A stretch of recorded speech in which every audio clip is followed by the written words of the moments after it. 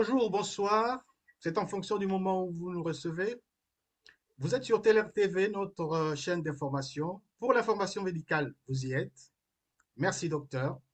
À la présentation, docteur Clément Ikapi.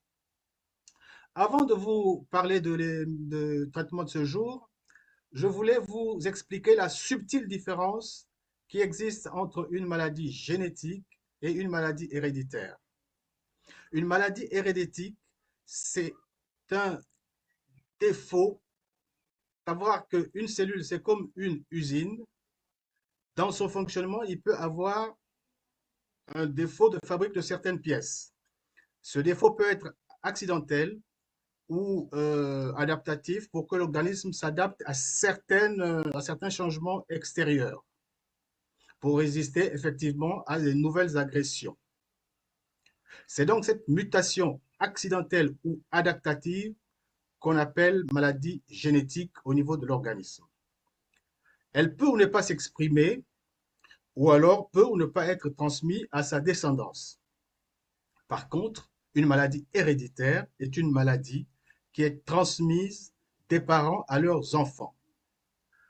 Comprenons par là que toutes les maladies génétiques ne sont pas héréditaires, puisque tout n'est pas transmis aux enfants. Pourquoi je vous parle de tout ça? Eh bien, c'est parce que la maladie que nous allons évoquer ce jour, c'est une maladie qui est à la fois génétique et héréditaire. Il s'agit de la drépanocytose. Bienvenue, chers internautes, sur notre chaîne. Votre seule façon de nous encourager, c'est de liker, de partager et de vous abonner. Qu'est-ce que la drépanocytose alors? Pour le grand public, on dira ceci. La drépanocytose est une maladie génétique du sang. Il s'agit d'une anomalie chromosomique de l'hémoglobine qui est à l'origine de cette maladie drépanocytaire que nous connaissons tous, à savoir anémie, douleur, pâleur. C'est la maladie héréditaire la plus répandue dans le monde. Le mode de transmission est autosomal et récessif. En simple, il faut que les deux parents soient porteurs au moins d'un gène de la maladie pour que un de leurs enfants soit atteint. Autrement, ce n'est pas possible. Il ne s'agit donc pas d'une maladie contagieuse et un seul parent ne peut pas transmettre à son enfant la maladie. Mais pourquoi pensez-vous qu'on parle de la drépanocytose ce soir? Eh bien, pour 5 raisons. J'ai dit tout à l'heure que c'est la maladie génétique la plus répandue au monde.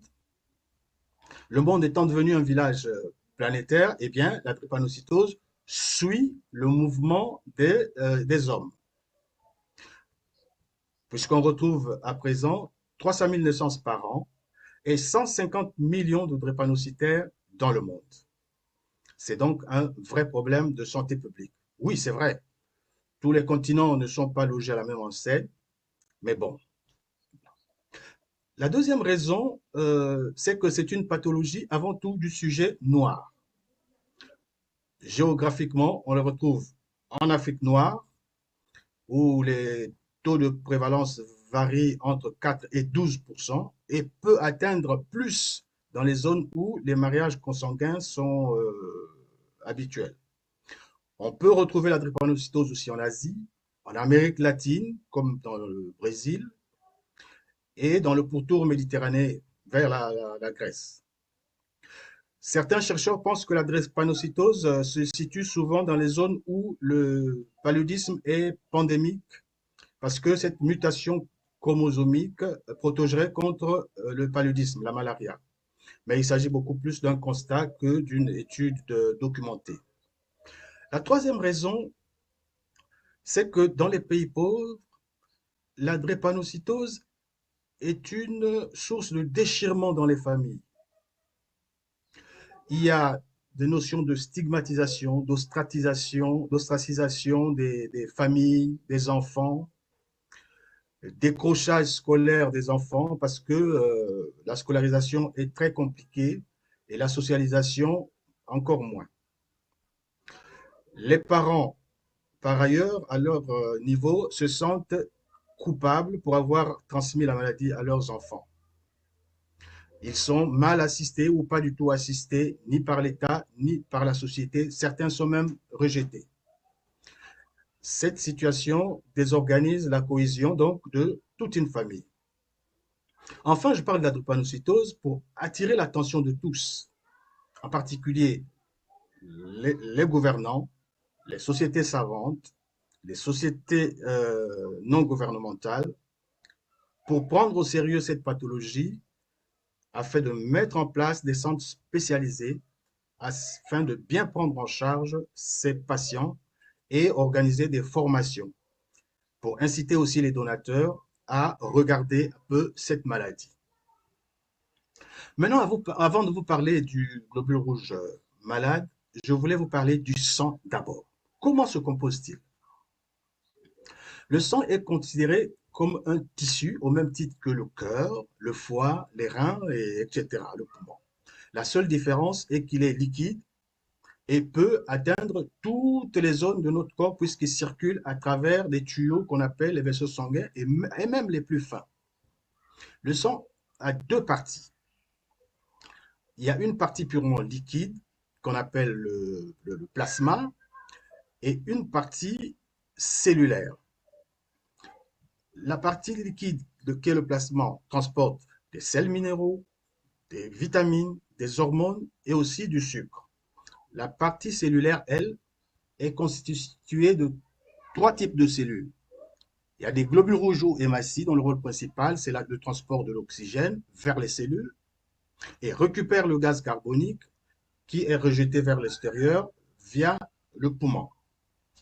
Le deuxième type de cellules, ce sont les globules blancs ou leucocytes qui, eux, ils ont un rôle anti-infectieux, antibactérien. Ce sont les soldats de l'organisme. Et enfin, le troisième type de cellules, ce sont des plaquettes qui, eux, ont un rôle important dans l'initiation de la coagulation du sang, en particulier en cas de lésion des vaisseaux. Revenons sur le globule rouge maintenant, parce que c'est lui qui nous intéresse particulièrement aujourd'hui pour cette pathologie. Dans le globule rouge, il y a une protéine qu'on appelle l'hémoglobine. C'est cette protéine d'hémoglobine qui colore le sang en rouge. En réalité, quand on dit que la drépanocytose est une maladie génétique du globule rouge, c'est pas très juste. En fait, il s'agit d'une anomalie génétique de la protéine principale du globule rouge qui s'appelle l'hémoglobine. C'est donc cette hémoglobine, cette protéine, qui transporte en réalité l'oxygène vers les tissus. Et dans la drépanocytose, donc, c'est l'hémoglobine qui est mutée, c'est-à-dire transformée. L'anomalie au cours de la drépanocytose se situe donc précisément sur cette protéine qui est l'hémoglobine. Ainsi, le transport de l'oxygène est altéré au cours de la drépanocytose et la conséquence, évidemment, c'est que les tissus de l'organisme fonctionnent en hypoxie, donc en insuffisance d'oxygène. Parlons de l'hémoglobine. Un sujet normal a deux types d'hémoglobine. Il y a l'hémoglobine F pour fœtal et l'hémoglobine A pour adulte. Ne pas confondre avec le groupe sanguin. Dans la vie intra-utérine et jusqu'aux 6 premiers mois après la naissance, l'hémoglobine prédominante chez le fœtus et chez le nourrisson, c'est l'hémoglobine F. Cette hémoglobine F protège le globule rouge de bébé contre la déformation et protège donc contre la maladie drépanocytaire, même si l'enfant est drépanocytaire. Cette hémoglobine disparaît progressivement après le 6e mois, cédant sa place à l'hémoglobine A, qui, elle, est génétiquement modifiée, ayant donc subi une mutation. C'est en ce moment-là que commencent les premiers signes de la maladie drépanocytaire. Parce que après 6 mois, l'hémoglobine A est prédominant autour de 96 à 97%. Les premiers signes de la maladie drépanocytaire chez les enfants homozygotes apparaissent à partir de cet âge. Pour la bonne compréhension, comprenons qu'un globule rouge normal a deux hémoglobines qu'on schématise, que les scientifiques, les biologistes schématisent par AA. Un globule rouge drépanocytaire, c'est SS. Un sujet porteur sain porte une hémoglobine A et une hémoglobine S. Donc, il est AS. Étant entendu que dans ce dernier cas, la présence de l'hémoglobine A fait que le sujet ne peut pas développer le syndrome drépanocytaire majeur, comme un sujet SS. Ce sujet ne peut donc pas faire des crises drépanocytaires, mais il peut transmettre la maladie. Je voulais aussi vous dire que un sujet déclaré AA est exempt de tout trait drépanocytaire. Un sujet SS est un sujet homozygote. Dans nos pays, ils sont anciennement appelés drépanocytaires total. Un sujet ayant l'hémoglobine AS est un sujet hétérozygote ou porteur d'un trait drépanocytaire, anciennement appelé drépano partiel. Aujourd'hui, on les appelle porteurs sains parce que eux, ils ne développent pas la maladie, mais peuvent la transmettre. Autre chose à savoir, l'union d'un sujet hétérozygote ou homozygote avec un sujet normal, c'est-à-dire AA, cette union ne peut jamais donner un sujet drépanocytaire homozygote. Donc, on ne peut pas faire des crises drépanocytaires si un de nos deux parents n'a aucun signe, n'a aucun trait de la maladie.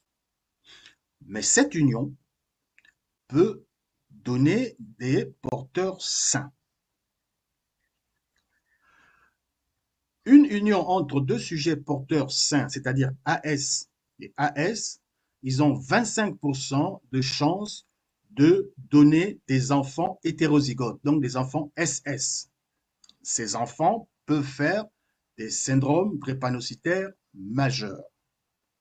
C'est cette situation que je viens de citer, AS avec AS, qui est préoccupante parce que les deux parents ne se reconnaissent pas drépanocytaires. Et comme dans leur famille, il y a probablement jamais eu des sujets ayant fait des crises drépanocytaires, commencent en ce moment-là des problèmes d'accusation de sorcellerie, qu'il n'y a pas de drépanocytose dans nos familles, ainsi de suite. C'est pour ça qu'il faut être très prudent dans ce genre de situation et l'idéal serait de faire l'électrophorèse d'hémoglobine avant certaines unions. Parfois, on est beaucoup surpris parce qu'on se rend compte que on était porteur sain, c'est-à-dire drépanocytaire partiel. Évidemment, il y a d'autres combinaisons, hein. Je ne parle pas de sujets hétérozygotes et un sujet homozygote. Ils ont 50% de chances de faire des enfants drépanocytaires homozygotes et 50% de chances de faire des drépanoparcelles. Un sujet SS, comme je l'ai dit, c'est la seule catégorie, donc SS, qui fait la maladie drépanocytaire. Maintenant, pour bien comprendre la physiopathologie, c'est-à-dire d'où viennent les signes de la crise drépanocytaire, essayez de faire un peu attention à ce qui va suivre. Toutes les cellules du sang, à savoir les globules rouges ou hématies, les globules blancs ou leucocytes, sont fabriqués au niveau de la moelle osseuse. Un globule rouge normal a une durée de vie de 120 jours.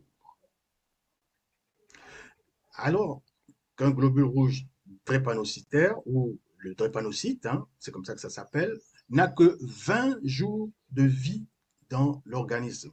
et sont rapidement détruits au niveau de la rate. C'est ce qui explique que chez les enfants, vous constaterez, pour ceux qui ont déjà vu les enfants de drépanocytose, ils ont souvent des gros ventres et une grosse masse sous les côtes, souvent à gauche, pour dire que la rate est très hypertrophiée parce qu'il y a une activité intense pour éliminer les globules rouges malades. Cette grosse rate disparaît autour de 12 ans. Étant donné que la moelle osseuse est programmée pour fabriquer des globules rouges qui auront une durée de vie assez longue de 120 jours, et qu'ils se retrouvent devant des globules rouges qui se détruisent rapidement en 20 jours, c'est-à-dire 5 fois moins, 5 fois plus rapide, la, la moelle osseuse n'arrive pas donc à compenser ce manque de globules rouges.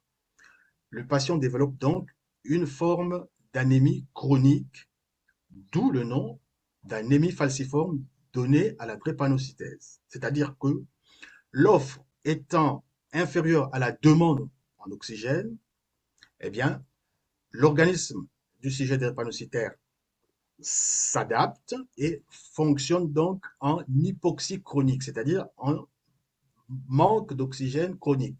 Il trouve son état d'équilibre ainsi en fonctionnant avec peu d'oxygène. Cet équilibre est très précaire parce que la moindre infection, le moindre phénomène extérieur peut facilement perturber cet équilibre.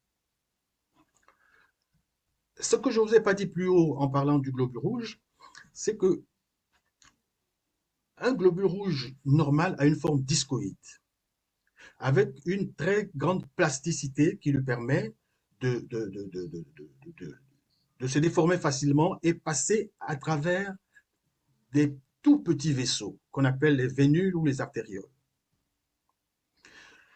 afin de jouer son rôle donc pour aller délivrer l'oxygène dans les tissus et récupérer le gaz carbonique, je l'avais dit, et qu'il ramène au poumon pour être éliminé.